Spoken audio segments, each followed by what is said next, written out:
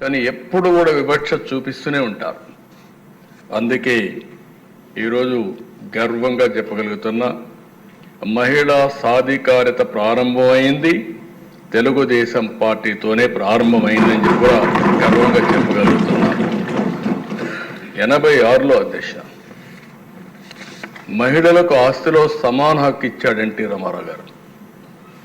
అంతవరకు వారసత్వంగా మనం ఒక్కసారి చూస్తే ఆస్తిలో సమాన హక్కు లేదు. ఆడపిల్లలుంటే పెళ్లిళ్ళు చేసి పంపించేస్తున్నాం, ఆస్తిలో హక్కు లేని పరిస్థితి తీసుకొస్తున్నాం, సెక్యూరిటీ ఇవ్వలేని పరిస్థితికి వచ్చాం. అది తీసుకొచ్చిన తర్వాత అధ్యక్ష డిమాండ్ చేసే పరిస్థితికి వచ్చారు ఆడబిడ్డలు. I'm proud to say that. ఎవరైనా సరే అది అయిన తర్వాత ఈరోజు చూస్తే 40 ఏళ్ల తర్వాత మనం ముందే తీసుకొస్తే 2005లో దేశంలో దీన్ని చట్టంగా తీసుకొచ్చారు, మహిళలకు ఆస్తిలో సమాన హక్కుని. మన రాష్ట్రంలో మనం అందరం గుర్తుపెట్టుకోవాల్సిన అవసరం ఉంది. తల్లికి చెల్లికి ఆస్తిలో వాటా ఇవ్వని వ్యక్తి నిన్నటి వరకు ఈ సభలో కూర్చొని ముఖ్యమంత్రిగా ఉన్నాడంటే ఏ విధంగా సభవో నాకైతే అర్థం కావడం లేదు. నేనేదో విమర్శించాలని విమర్శించడం లేదు.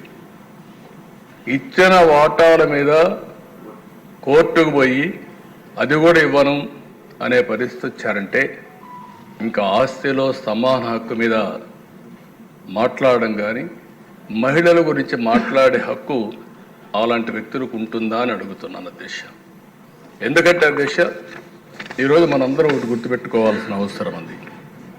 రాజకీయాల్లో ఉండే మనం ప్రజలకు జవాబుదారితనం, మనం ఆదర్శంగా ఉండాలి. మనం ఆదర్శంగా ఉండి ప్రజలకు కూడా ఆదర్శమైన విధానాలకు స్ఫూర్తినిచ్చే బాధ్యత మన పైన ఉంది. అలాంటి వ్యక్తులు తల్లికి కూడా నేను వాటాలు ఇవ్వలేదు, లేకుంటే నేను మార్చుకుంటున్నాను, ఇది నా వాటా అని చెప్పే పరిస్థితికి వచ్చారంటే చాలా బాధేస్తుంది. కనీసం సభ్యత ఆ విషయం కూడా మర్చిపోయి ఇలాంటి చేసే పరిస్థితికి వచ్చారు. అదే సమయంలో అధ్యక్ష తెలుగుదేశం పార్టీ మహిళల్లో విద్యను ప్రోత్సహించాలని ఈరోజు చేసింది కాదు.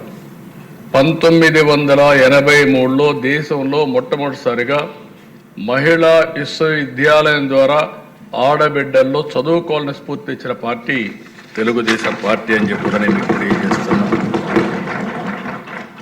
దాంతో ఆగలేదు అధ్యక్ష.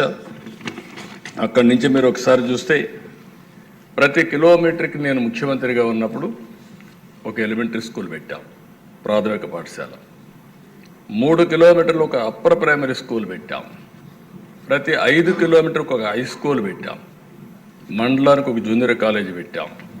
ప్రతి డివిజన్కి ఒక ఇంజనీరింగ్ కాలేజ్ పెట్టాం.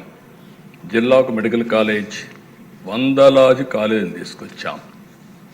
ఓసారి పబ్లిక్ పాలసీ అనేది చాలా పవర్ఫుల్ దిశ. ఈరోజు మనం మాట్లాడుకుంటున్నాం.